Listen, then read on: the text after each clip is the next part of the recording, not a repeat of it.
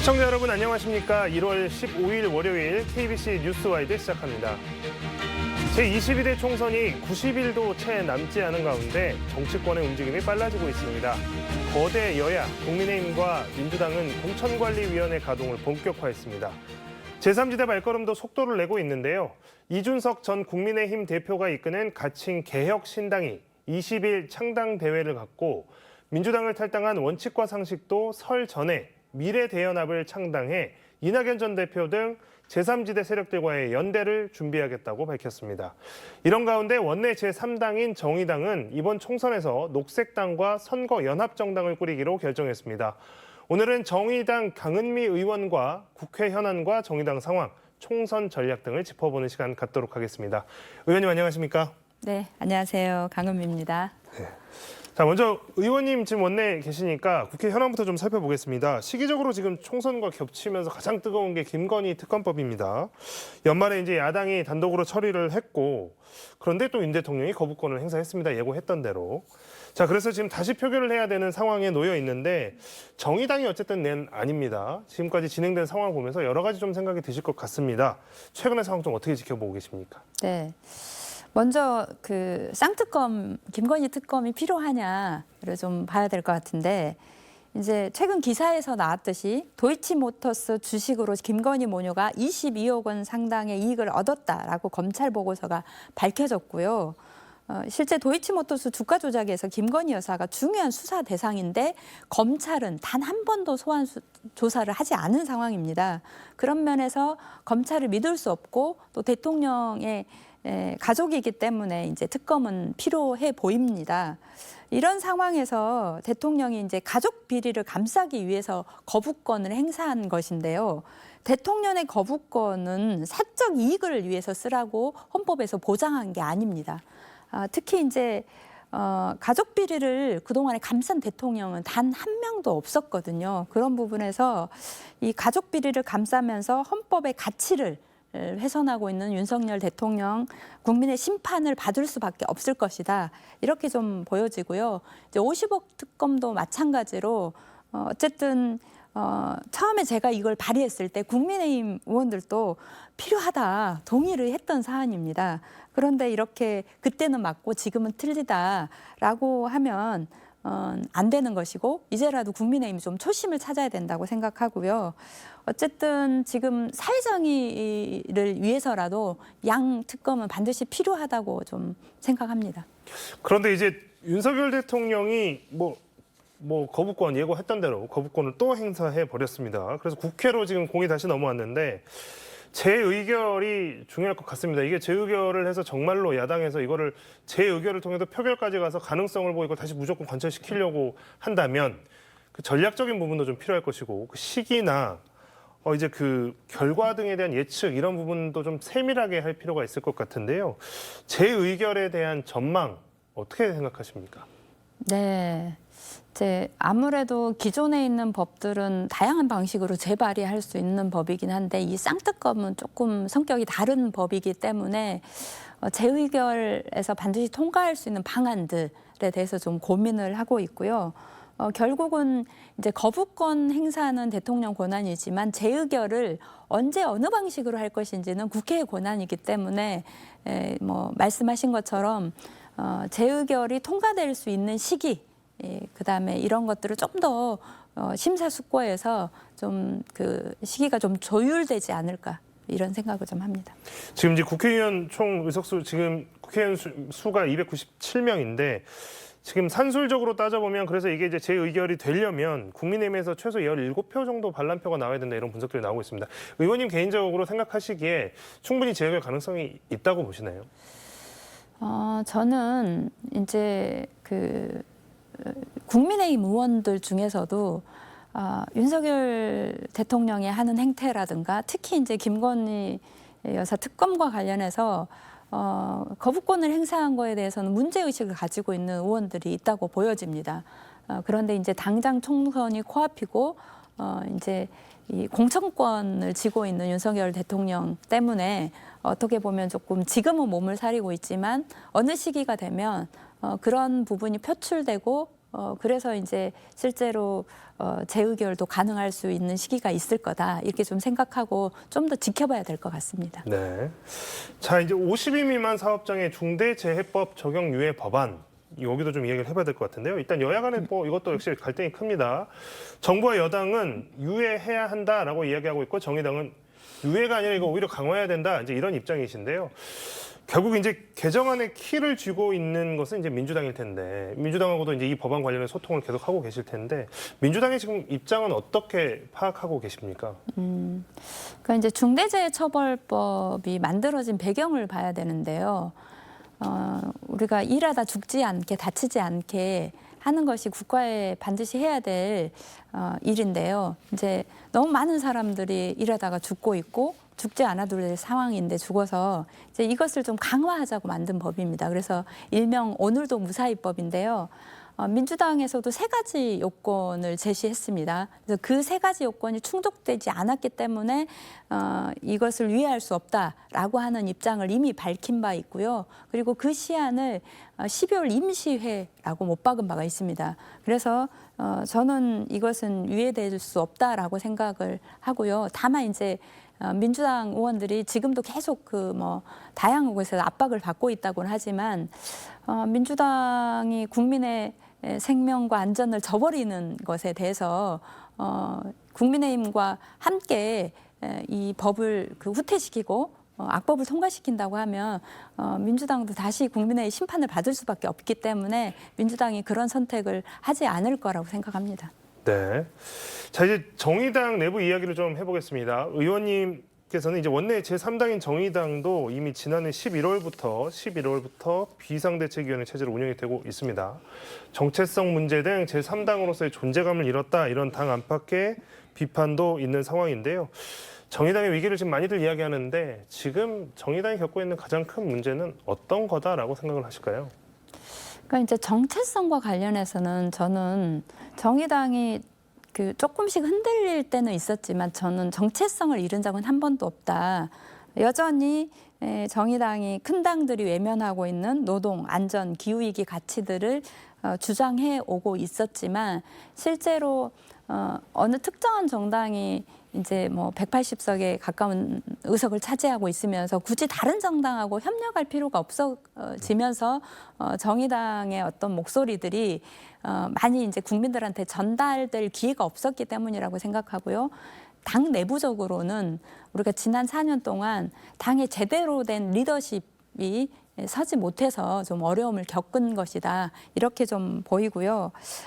특히 이제 우리가 보시면 아시겠지만 중대재해처벌법, 노란봉투법 이런 것들과 관련해서는 정의당이 가장 앞장서서 주장하고 그 법안들을 통과시키기 위한 노력들은 다 아시고 계실 거고요. 그리고 이제 오히려 반대로 법인세를 인하해 주는 등 실제로 지금 현재의 세수 부족과 관련해서 가장 문제가 되는 상황에 대해서는 또 양당이 함께 협력을 했습니다. 그래서 오히려 그런 정체성이 흔들렸던 정당이 민주당이지 정의당은 아니다. 저는 이렇게 좀 생각합니다. 네. 자, 정의당의 비례 1번이었죠. 류호정 의원이 이런 정의당의 문제를 계속 비판하고 또 제3지대를 선택해서 또 파문이 일기도 했었습니다. 특히 탈당을 하지 않고 정의당 의원직을 가진 채로 금태섭 전 의원이 주도하고 있는 새로운 선택에 합류해서 논란을 빚기도 했는데요. 여당 의원직을 내놓고 이준석의 개혁신당에 참여한 허은하 의원과 비교되기도 했었죠. 결국 이 류 의원 오늘 탈당 선언을 했습니다. 류호정 의원의 오늘 기자회견 내용 잠시 보고 오겠습니다. 저는 지금 이 순간에도 정의당이 민주당의 도움 없이는 살아남을 수 없는 정당으로 몰락해 가는 걸 참을 수가 없습니다. 정의당의 비대위는 저를 추방했지만 저는 도망치지 않겠습니다. 마지막으로 당의 공적 기구에서 제 진위가 무엇이었는지 소명하겠습니다. 이후 징계 결과와 상관없이 정의당을 탈당하고 의원직을 내려놓겠습니다. 네. 자, 류호정 의원 오늘 19일 징계위에 참석하겠다. 그리고 그 이후에 탈당하겠다. 의원직 내려놓겠다. 이렇게 이야기를 했습니다. 자, 일단 우선 궁금한 것이 일단 그 류호정 의원이 나가게 되면 남은 임기 동안 이제 또 비례대표 의원직 승계가 있는데요. 누가 승계하는지도 사실 좀 궁금하고 일단 그리고 유 의원의 앞으로 이제 뭐 탈당을 하겠다라고 하는데 뭐 탈당에 대해서 또 의원님의 견해는 또 어떤지도 궁금하고요. 저는 정의당이 앞서서도 이야기했지만 정의당은 정체성이 한 번도 흔들린 적이 없고 다만 정의당이 이야기하는 노동 그리고 농민 그리고 소수자들을 위한 정책에 국민의힘보다는 민주당하고 같은 뜻일 때가 많았습니다. 그 뜻에 가치에 동의할 때 함께 하는 것이지 민주당이어서 절대 안 되고 국민의힘이어서 절대 안 되고는 없습니다. 오히려 그런 면에서 가치를 저버리고 저렇게 그 민주당이 아니면 안 된다라고 저런 표현을 하는 것 자체가 대체 무엇 때문에 정치를 하는 건지 본인 스스로 그 초심을 잃어버린 거 아닌가 이런 생각을 좀 하고요. 저는 저렇게 탈당하겠다 기자회견까지 할 필요 없이 그냥 깔끔하게 탈당을 하는 것이 그런 것이 새로운 선택이지 지금 저렇게 하는 것은 좀 해로운 선택을 계속하고 있는 거 아닌가 이런 생각을 좀 합니다. 해로운 선택이라는 표현을 해주셨습니다. 자, 정의당이 이제 어제였습니다. 총선에서 녹색당과 선거연합정당을 꾸리기로 결정을 했습니다. 진보당, 노동당까지 함께하는 제3지대 중도 빅텐트론 이런 방향도 제기되어 왔었는데 진보 빅텐트론 이런 방향도 제기되어 왔었는데 일단은 이제 녹색당과는 연합이 결정이 된 상황이고 진보당, 노동당까지 같이 가면 더 크게 이 선거판에 참여할 수 있을 텐데라는 아쉬움들이 좀 있는 것 같은데 이게 추가적으로 다른 정당들 참여 가능한 상황입니까? 아니면 이제 논의가 좀 끝났다고 봐야 됩니까? 일단 저는 그 논의가 좀 열려 있다고 생각하고요. 그래서 이제 실제로 당의 대의기구인 전국위원회나 이런 거 안에도 다른 정당이 참여할 수 있는 여부는 좀 남겨놨다. 근데 다만 이제 계속 이렇게 끌 수가 없기 때문에 일단은 녹색당하고는 오래전부터 이 시대의 중요한 화두인 기후위기를 극복하기 위해서 녹색당이 국회 안에서 목소리 낼 수 있는 게 필요하다라고 정의당이 고민해 왔고 그 길을 좀 만드는 시작이다 이렇게 보시면 될 것 같고요.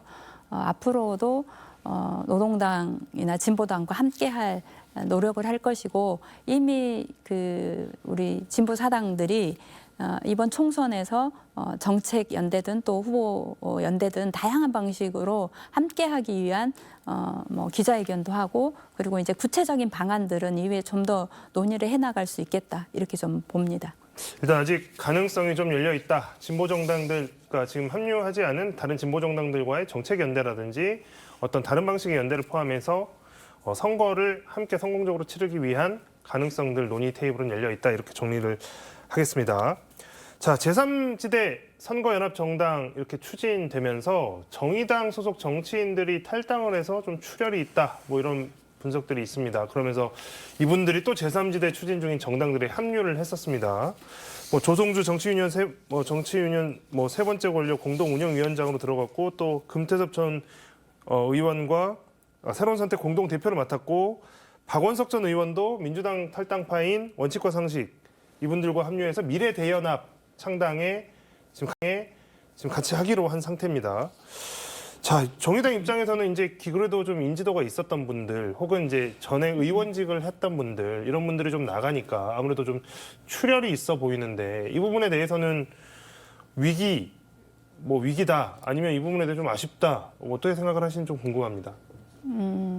앞서서도 말씀드린 것처럼 지난 정의당 4년이 리더십이 좀 제대로 서지 못해서 구심력보다는 좀 온심력이 이렇게 작동하면서 실제로 이제 몇몇 당의 중요한 분들이 정의당을 떠나긴 했지만 저는 언젠가는 함께 할 것이라고 생각하고 그분들도 여러 가지 방식으로 나중에 함께 할 것이라는 이야기를 했다고 알고 있습니다. 그런데 이제 다만 저희 정의당이 계속 고민이 되는 것은 결국은 정당이라고 하는 것이 권력 획득이 중요하지만 무엇을 위한 권력 획득인지 우리가 무엇을 대변하고 이 시대의 중요한 화두인 가치를 어떻게 실현할 것인지와 관련한 논의들이 훨씬 더 집중되고 그 논의들에 동의하는 사람들이 함께해야 되는데 여전히 실제로 뭐 이준석 신당, 그다음에 뭐 이낙연 신당, 그다음에 원칙과 상식 이런 곳은 이제 그 양당의 주류 세력에서 밀려서 나온 듯한 느낌에서 좀 아쉬움이 있고요. 그 아쉬움이 있지만 또 한편으로는 그만큼 양당이 당내에 민주적으로 운영되지 않는 것에 대한 또 문제점이 있는 것 같습니다. 이제 그런 면에서 정의당도 뭐 그 원칙과 상식이나 뭐 이낙연 대표 등을 뭐 만날 수도 있다고 생각합니다. 다만 우리가 생각하는 그런 가치에 함께 할 수 있는지 이런 것들은 좀 뭐 검증이나 이런 게 필요하지 않을까 생각을 하고요. 지금 이제 정의당이 그동안에 온심령만 작용했다고 하면 다시 이제 그 뭐 이준우 비대위원장을 중심으로 해서 좀 리더십이 좀 만들어지고 있기 때문에 이제 앞으로 총선까지는 좀 더 확장되지 않을까 이렇게 생각합니다. 네, 자, 녹색당과 선거연합 정당 꾸리기로 하신 거 그 부분에 대한 이야기를 조금 더 해보겠습니다. 일단 이게 선거연합 정당입니다. 그러니까 당대당 통합이랑은 좀 다른 문제인 거죠. 선거를 앞두고 연합을 하겠다. 그래서 이게 어떤 방식으로 운영이 되는지, 그다음에 이게 운영이 된다 그러면 뭐 선거연합 정당이 당명이나 아니면 운영 구성이나 이런 것들도 좀 어떻게 운영되는 건지 굉장히 궁금하실 것 같습니다. 어떻게 운영이 되는 겁니까? 네. 일단은 각 정당이 이제 대의기구 안에서 어떤 그 절차를 거쳐야 됩니다. 그래서 우리는 지금 그 1월 14일 날 당대회를 거쳤고 당헌 총투표를 통해서 그 선거연합정당의 당명과 당대표가 결정이 되게 될 거고요. 녹색당도 그런 절차를 거치게 돼서 그래서 이제 선거 시기에 하나의 당명, 녹색정의당이라고 하는 당명 통과된다면 이제 그렇게 될 것이고 그 당명을 통해서 그 지역구나 비례나 같은 그 정당의 이름으로 치르게 됩니다. 네. 녹색정의당, 이번 총선에서는 정의당 또 녹색당 따로따로가 아닌 녹색정의당이라는 이름을 좀 기억을 해야 될 것 같습니다. 자, 제3지대 세력 이야기를 좀 다시 해봐야 될 것 같은데요. 제3지대 세력 이 창당 절차가 좀 속도를 내고 있습니다. 그러면서 이제 빅텐트 이야기도 좀 나오고 있고요. 뭐 이낙연 전 대표는 이준석 전 대표를 만나서 텐트 크게 치자 뭐 이런 이야기도 했다고 하고요. 연대를 위한 논의들이 뭐 활발하게 이제 시작이 되고 있는 모양입니다. 앞서 이야기했듯이 이제 신당들이 이제 정의당보다 이제 조금 주목도나 지지율이 지금 높게 나오고 있는 현실적인 상황이 있습니다. 자, 이제 이런 가운데 그 민주당에서 탈당한 원칙과 상식 소속 3명 의원 또 박원석 전 정의당 의원 등이 합류한 미래대연합은 신당의 1차 목표로 총선 기호 3번 이제 이렇게까지 이야기를 했습니다. 아무래도 의석수를 좀 많이 갖고 있으면 좀 앞번호를 받겠다 이제 이거 같은데요. 정의당의 6석을 넘어서겠다 이제 이런 의미로 해석이 되기도 합니다. 신당들의 움직임이 정의당 총선에 영향을 좀 많이 미칠 수 있을까요? 아니면 정의당은 그것과 별개로 뭐 또 전략적으로는 큰 영향을 받지 않을 거라고 판단을 하시나요? 그러니까 안철수 의원이 만들었던 국민의당 그때도 굉장히 바람이 크게 불었고 그것이 이제 정의당에 어떤 영향이 미칠 거라고 우려를 했지만 실제로 정의당이 기본 지지율을 가져갔습니다. 그러니까 양당이 싫어서 양당을 좀 다른 대안으로 생각하는 제3지대를 얼마나 흡수하냐 이런 것이지 정의당이 가지고 있는 기본 지지표들이 크게 흡수되거나 이러진 않을 거다.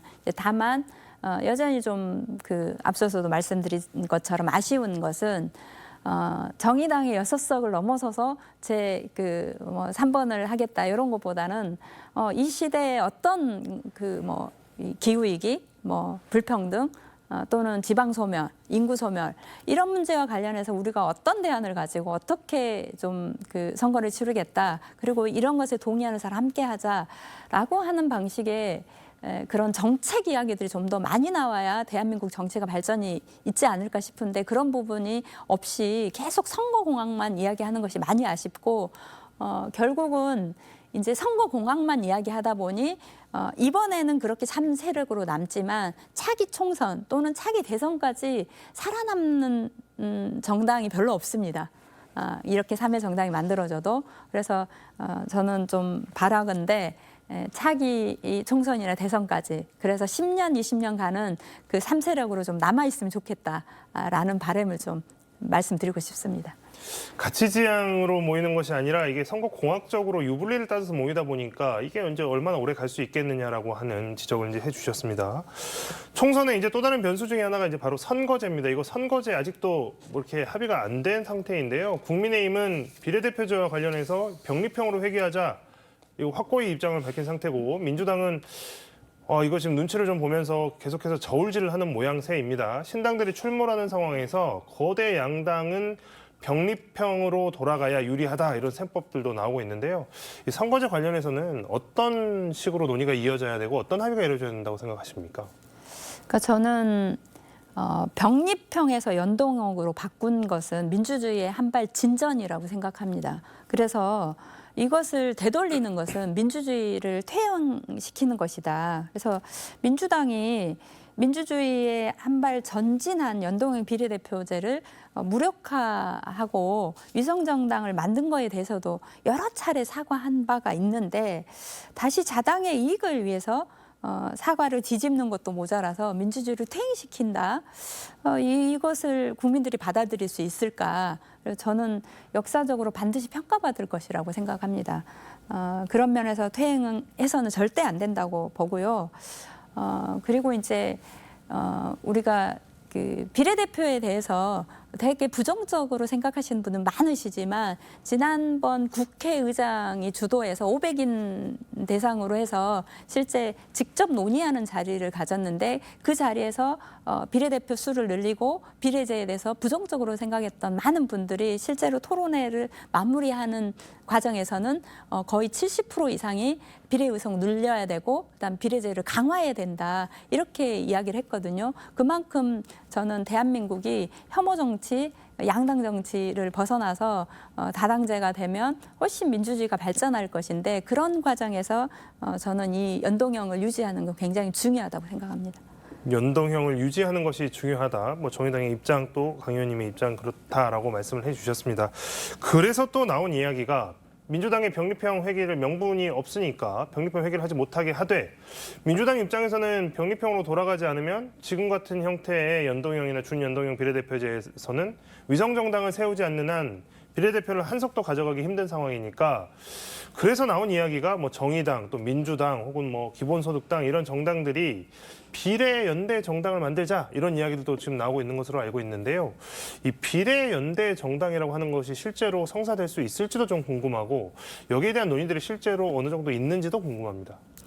그러니까 이제 민주당이 이제 비례 의석을 가져가지 못하는 문제와 관련한 고민들도 저는 충분히 이해가 됩니다. 이제 그렇다고 하면 제도적으로 비례 의석을 가져갈 수 있는 방법을 찾아보는 것이 필요하지 이렇게 다시 꼼수를 쓰는 방식은 저는 부적절하다고 생각하고요. 특히 이제 우리가 그렇게 위성정당을 문제 삼았는데 다시 민주당과 함께하는 위성정당 저는 이것에 대해서는 좀 부적절하다고 생각합니다. 다만 뭐 기본소득당이나 사회민주당 등을 비롯해서 좀 더 그 우리가 이제 잘못되고 있는 윤석열 정권을 좀 견제하고 그리고 좀 더 민주주의를 발전하기 위해서 좀 연대가 필요하다고 하면 그 연대 방식과 관련해서는 뭐 다양하게 고려를 해볼 수 있다 이렇게 좀 생각합니다. 네. 자, 의원님 이제 지역구 이야기를 좀 하나 오늘 하고 넘어가야 될 것 같습니다. 오늘 이제 민주당 안에서는 좀 큰 뭐 일이라면 큰 일일 수 있는 게 22대 총선에서 이제 광주 서구울 지역구 출마 의원님도 준비하고 계신데 오늘 이 지역구 선거구도 굉장히 요동쳤습니다. 민주당이 여기를 광주 서구울 지역을 전략 선거구로 지정을 했습니다. 이게 뭐 당장 전략 공천을 하겠다라고 하는 건 아니지만 기존에 있는 경선 방식이 아닌 좀 특정한 방식을 통해서 경쟁력 있는 후보를 낼 수 있다라고 하는 게 전략 선거구인데요. 뭐 전략 공천 가능성도 사실상 높아진 것도 맞습니다. 민주당이 오늘 전략 선거구 지정 보시면서 어떤 생각이 좀 드셨는지 궁금합니다. 글쎄, 저는 서구울 지역 주민들의 굉장히 자존심을 짓밟는 방식의 선언이지 않나 이렇게 좀 생각을 하는데요. 실질적으로 그동안에 광주는 공천만 하면 당선이었습니다.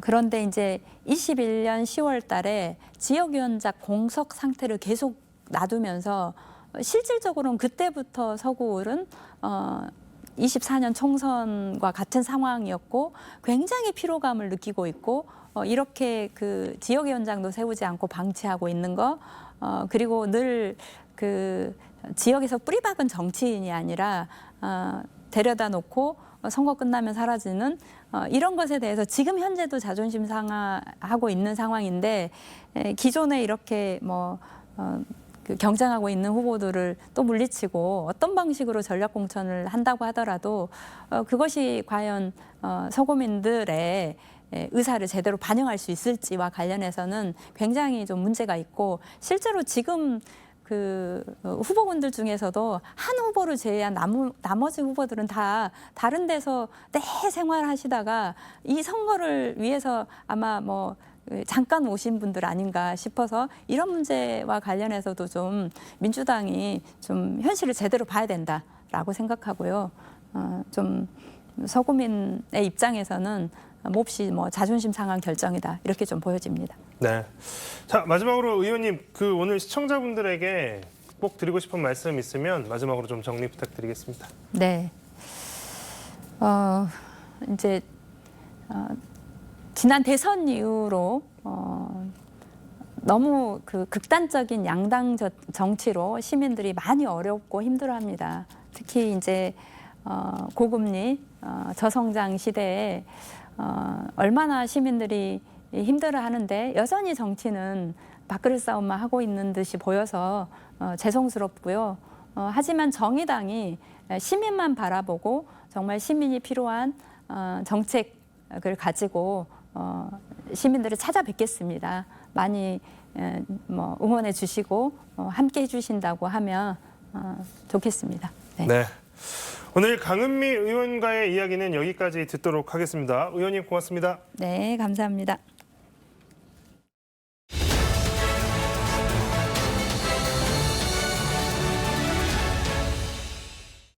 서울광역방송센터입니다. 북한이 오늘 신형 고체연료 추진체를 사용한 극초음속 중장거리 탄도미사일 IRBM 시험 발사에 성공했다고 밝혔습니다. 앞서 합동참모본부는 어제 오후 2시 55분쯤 북한이 평양 일대에서 동해상으로 중거리급 탄도미사일을 발사했다고 발표했습니다. 북한의 올해 첫 미사일 도발인데 이런 가운데 국내외 북한 전문가들이 지금 남북 관계가 6.25 전쟁 직전만큼 위험한 상황이다. 김정은 위원장이 전략적으로 전쟁할 결심을 했다. 허세가 아니다라는 관측이나 전망을 잇따라 내놓고 있습니다. 여의도 초대석 박지원 전 국가정보원장과 함께 위기의 남북 관계, 외교안보 문제와 국내 정치 현안 이슈 짚어보겠습니다. 원장님 어서 오십시오. 네, 안녕하세요. 좀 딱딱한 걸로 오프닝을 했는데 오늘 여기 꽃 같은 배지를 달고 나오셨는데 그건 뭔가요? 어제 해남군 화산면 네. 분야에서 그 노인들이 네. 나와가지고 이렇게 문화활동으로 이 꽃을 만들더라고요. 이게 동백꽃이에요. 동백꽃이요? 네, 그렇기 때문에 해남한도 진도, 네. 제주도 등 이 바닷바람을 받는 거기에 이제 동백꽃이 유명한데 네. 이미자 선생의 동백꽃 동백아가씨. 유명하잖아요. 네. 동백아가씨. 그런데 이걸 달아줘서 네. 완도를 갔더니 또 완도에는 네. 이게 우리 군 꽃이다 해가지고 굉장히 좋아하더라고요. 또 제가 달고 다니니까 굉장히 멋있다 해서 달고 나왔습니다. 알겠습니다. 한반도 상황이 6.25 전쟁 직전만큼이나 위험하다. 김정은 위원장의 잦은 전쟁 언급이 허세가 아닐 수 있다. 최악의 경우에 대비해야 된다. 이런 말들이 한반도 전문가라는 사람들한테서 계속 나오고 있는데 이게 진짜 전쟁까지 우리가 지금 염두에 둬야 되는 상황인가요? 어떤 건가요? 그건 누구도 예측할 수 없습니다. 네. 저는 윤석열 정권 2년간 네. 그래도 네. 문재인 정부 때는 남북 대화가 됐기 때문에 이러한 전쟁의 위협은 없었습니다. 네. 그런데 지금 보니까 완전히 강대강으로 가기 때문에 문제가 있고 네. 특히 윤석열 외교가 미일 일변도 네. 그렇게 되니까 북중러는 동맹이 돼서 제가 예측한 대로 푸틴의 네. 도움을 받아서 ICBM 발사체 등이 성공적으로 되고 있잖아요. 네. 오늘 최선희 부상이 북한의 부상이 네. 러시아를 갔습니다. 네. 저는 이걸 또 주시해야 된다고 봐요. 그런데 어떻게 됐든 지금 이렇게 강대강으로 가면은 네. 제가 예측할 때는 김정은은 네.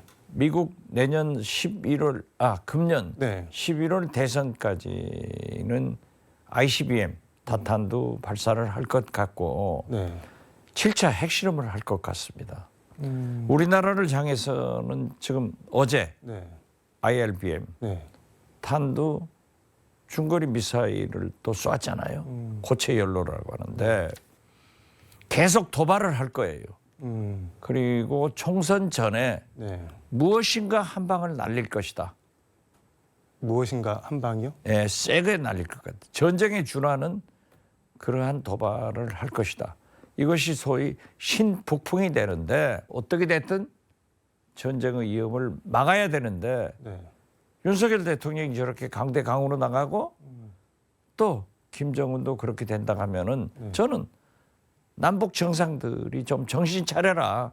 한반도에서 전쟁 나면은 너는 죽고 나는 살고 다 죽는 거예요.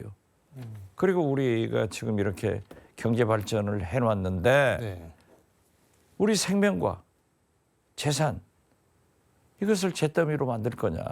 그래서 저는 두 정상이 좀 잘했으면 좋겠다 하는 생각을 갖습니다. 아니 북한이 뭐 신북풍이라고 말씀을 하셨는데 그거를 뭐 일으켜서 자기들한테 좋을 게 뭐가 있나요? 얻을 게? 그건 북한의 생리를 네. 우리는 잘 파악을 못하고 있어요. 어. DJP 연합할 때 네. 소위 임동원 음. 통일부 장관을 해임 건의안을 자민련 김종필 당에서 냈을 때 네. 꼭 그런 일이 있으면은 북한에서는 네. 그 상대 당 김종필 자민련을 비난한다고요. 네. 그러면 우리 국민들은 민주당은 김대중 당은 북한과 내통한다 이런 것으로 많은 비난을 받아요.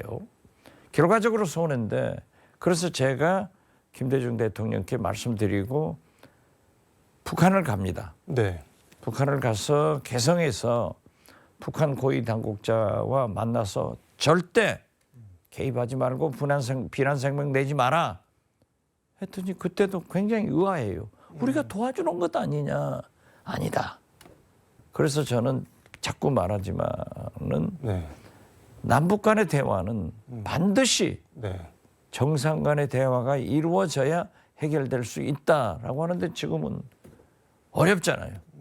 그렇기 때문에 저는 북한에서 이러한 신북풍, 네. 과거에는 보수 정권에서 뭐 의뢰 비슷하게. 의뢰해가지고 했거든요. 네. 그런데 이번에는 긴장이 되니까 북한에서 전쟁에 준하는 도발을 할 것이다.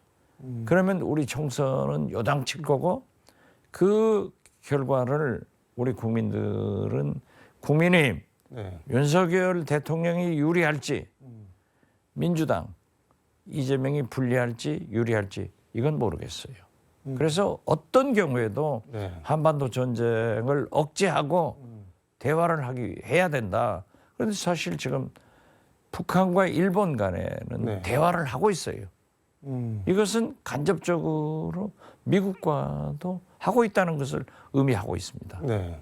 그리고 보십시오. 김정은은 우리 윤석열 대통령한테 우리 정부한테는 가장 험한 말로 비난을 하면서 네. 일본 기시다 총리한테는 카카. 이게 지금 우리가 패싱당하고 있는 거예요. 이게 윤석열 대통령이 외교를 네. 대북 정책을 잘못해가지고 전쟁의 위협과 도발이 계속되고 있다. 근데 뭐 대화를 해야 된다고 말씀하셨는데 그 김대중 대통령 평양 방문 이후에 만들어진 그 6.15 공동선언 실천 북측위원회나 이거는 노태우 정부 때 만들어진 것 같은데 조국 통일 범민족 연합 뭐 이런 연대 기구도 접고 우리 민족끼리 같은 대남 매체도 뭐 정리한다 그러고 이거를 뭐 비난도 뭐고 아무것도 안 하고 그냥 아예 상대를 안 하겠다 뭐 그런 거 아닌가요? 아니 그러니까 윤석열 대통령이 예. 또 이 정부에서 뭐 김정은 참수 네. 운운하면서 뭐 공격한다 하니까는 북한에서는 좀 9.19 군사 합의도 깨버리고 네. 그러니까 이 전방의 초소 같은 것도 다시 세운다는 거 아니에요? 그리고 모든 남북 간의 합의를 깨버렸죠. 네. 깨버리면서 평양 방송도 하지 않는다. 대남 접촉 기구 다 없애버리는 거죠. 네. 그리고 최선희 외무상이 푸틴을 만나러 간 것은 굉장한 문제를 가져올 수 있다. 저는 그렇게 봐서 진짜 외교를 잘해야 돼요. 진짜 남북 관계를 잘해야 돼요. 미국은 일본을 통해서 간접 대화를 한다고 저는 보고 있어요. 이게 어저께 발사한 극초음속 미사일, 극초음속 탄도미사일 이게 음속 10배 마 10으로 날아갔다고 하는데 이렇게 되면 지금 한미가 보유하고 있는 뭐 패트리어트 이런 거 그냥 다 무력화된다고 하는데 일단 전쟁이 나면 말씀하신 대로 그냥 다 죽는 건데 이거 뭐 어떻게 해야 돼? 우리가 뭐 할 수 있는 게 지금 있나요, 그런데? 제가 볼 때는 도둑놈 한 사람을 지키는 9사람이 못 당한다고 했어요. 그렇기 때문에 저렇게 마하 속도로 오는 미사일을 과연 우리가 격추시킬 수 있을 것인가? 저는 불가능하다고 봅니다. 네. 물론 할 수도 있겠죠. 그렇지만 하나만 터져버리면은 네. 우리는 끝난다. 음. 그래서 북한은 전쟁은 너는 죽고 나는 살자인데 네. 너도 죽고 나도 죽고 다 깨버리자 하기 때문에 하지 말아야 되는 거예요. 알겠습니다. 이거는 좀 지켜봐야 될 것 같고 국내 절대 우리가 국민들이나 언론도 관심을 안 두더라고요. 제가 거의 페이스북에 이게 문제다라고 하는데 진짜 오늘 네. KBC 광주방송에서 이렇게 질문해 준 것 처음이에요. 진짜 이게 감사합니다. 뭐 우리가 언론- 경각심을 가져야 돼요. 뭐 언론도 문제라고 말씀을 하셨는데 북한이 처음 핵실험에 성공을 했을 때 뭐 CNN, 뭐 미국 ABC 방송 이런 데서 다 와서 서울에서 외신들이 보도를 했는데 그때 정작 남한 사람들, 한국 사람들은 전혀 뭐 신경을 안 쓴다. 그래서 기이한 평온이다. 뭐 그렇게 표현을 하던데 우리가 약간 뭐 둔감해지고 이게 분단 상황이 오래되다 보니까 그런 것도 좀 있지 않을까요? 그런데 그러니까 전쟁의 위협이 있기 때문에 뭐 사재기를 한다든지 동요를 하면은 우리 경제도 굉장히 문제고 국민 생활도 문제예요. 차분한 것은 좋은 일인데 정부에서는 외교로 해결할 수 있는 미국과의 노력이 있어야지 저렇게 강대강으로 가서 터지면 다 죽는 거예요. 알겠습니다. 윤석열 대통령 바이든 날리면 발언 논란 이거 1심 판결이 나왔는데 외교부 손을 들어줬습니다. 이거 어떻게 보셨나요, 재판? 글쎄요, 저는 사법부의 결정은 존중해야 된다라고 하지만은 거기에 나오는 말이죠. XX. 예. 이것은 그럼 대한민국 국회의원들을 이 들 하고 부른 것은 잘한 일이에요. 저는 그 판결에 대해서 저도 승복할 수 없고 이해할 수 없다. 이렇게 말씀드립니다. 이게 민주당에서는 외교부가 이거를 가지고 재판에 간 것 자체가 코미디고 넌센스다. 그러면은 말씀하신 대로 미국 의회는 욕하면 안 되고 미국 대통령은 욕하면 안 되고 한국 국회의원들은 이 XX라고 욕해도 되는 거냐 뭐 이렇게 당연하죠. 저는 네. 외교부가 이것을 들고 네. 왜 갔겠어요? 왜 갔을까요? 나 대통령 의식에서 갔겠지만은 사법부의 판결을 존중은 하지만은 네. 이해할 수가 없고 그렇기 때문에 MBC에서 고등법원으로 네. 항소한 것은 잘했다. 저는 그렇게 봅니다. 뉴스타파가 김건희 여사 도이치모터스 주가 조작 의혹 관련해서 검찰이 법원에 낸 종합 의견서를 입수했다면서 단독 보도를 했는데 김건희 모녀가 23억 정도를 벌었다.